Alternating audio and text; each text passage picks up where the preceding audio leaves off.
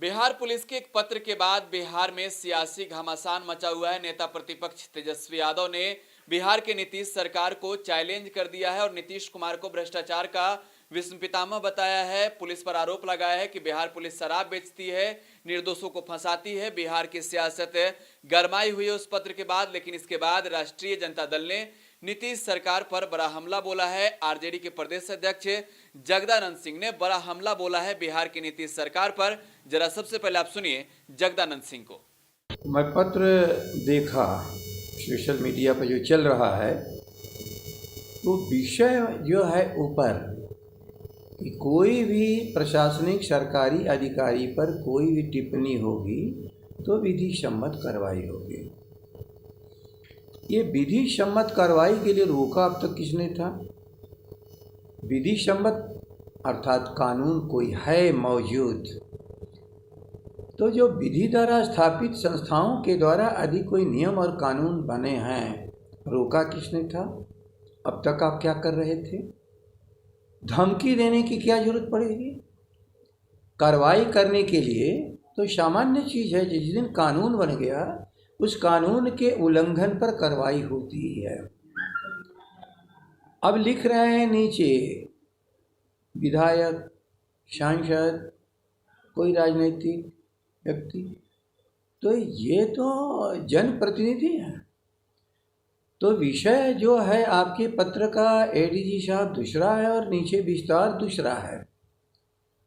ऊपर लगता है कि आप एक प्रशासकीय दायित्व को पूरा करना चाहते हैं, और जब नीचे पढ़ा जाता है तो लगता है कि आप धमकी दे रहे हो आज सरकार के बैठे हुए लोगों को और सरकार के द्वारा संचालित जो हमारी सारी संस्थाएं हैं उसमें काम करने वालों को कोई भी अब सवाल नहीं उठा सकता।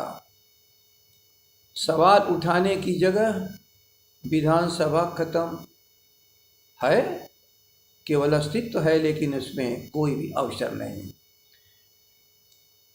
और मुख्यमंत्री जी, आप क्यों एडीजी साहब से धमकी दिलवा रहे हो?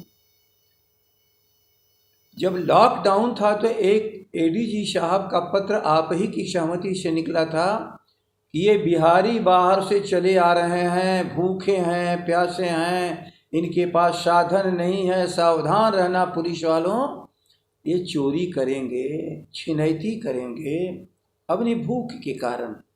आपका पत्र ये जाना चाहिए था कि निरीह और अनाथ लोग नहीं हैं, गए थे अपने कौशल से, प्रतिभा से अपने जीविकोपार्जन के लिए, लेकिन जो परिस्थिति है देश की वो लौट रहे हैं, इस समय अभाव में होंगे। इनके अभाव में कैसे सरकार और प्रशासन सहयोग करी, ये निर्देश जारी करने के बदले हमारे सारे परिवार के लोगों ने जो बाहर से आकर के 60 से 70 हज़ार करोड़ रुपया कमा के बिहार को देते हैं, आपने चोर बना दिया। फिर एक मूर्खतापूर्ण ये बात हो रही है, मैं इसको मूर्खतापूर्ण शब्द का प्रयोग कर रहा हूँ। ये मूर्खतापूर्ण काम श्री नीतीश जी मत उठाइए, इससे बिहार की तौहीनी हो रही है।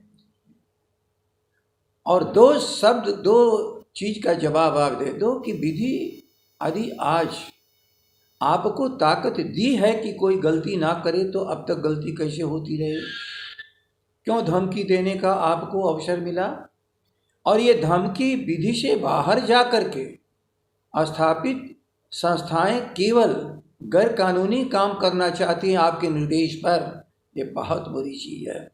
जनतंत्र में आवाज़ और जवान को बंद मत करिए।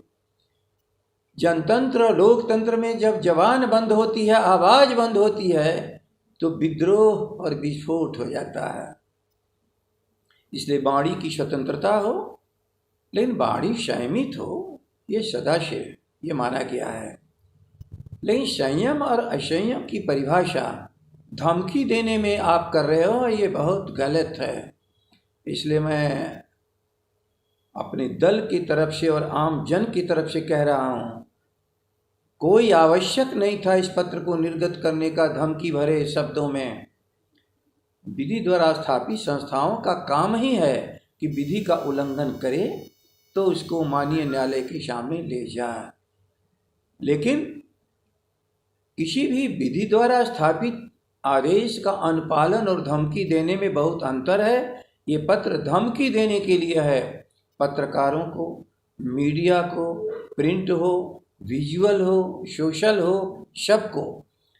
और उस आलोचना से, जो आपका निकम्मापन है, उसकी आलोचना से आप परेशान हो, लेकिन आप जितना भी तानाशाही स्थापित करना चाहते हो, अच्छे काम करो, वरना आलोचना का सामना करना पड़ेगा। और ऐसे पत्रों के द्वारा बिहार की 12 करोड़, 12.5, 13 करोड़ जो भी जनता है, भयभीत नहीं होने वाला है। ये समाजवादियों का राज्य है, गांधी के आदर्शों पर चलने वाला ये बिहार है। बिहार आंदोलित है अपने हक को लेने के लिए। आप शायद भाजपा और मोदी जी के कहने पर ये धमकी भरे शब्दों का प्रयोग कर रहे हो कि बिहार जो आंदोलन के अब रास्ते पर चल पड़ा है, उससे अलग हट जा। ये संभव नहीं है। तो किस तरीके से बिहार पुलिस के पत्र के बाद बिहार की सियासत गरमाई हुई है और किस तरीके से आरजेडी के प्रदेश अध्यक्ष जगदानंद सिंह नीतीश सरकार पर बड़ा हमला बोल रहे हैं, आपने सुना। और आप फिलहाल टुडे बिहार न्यूज के साथ बने रहें। धन्यवाद।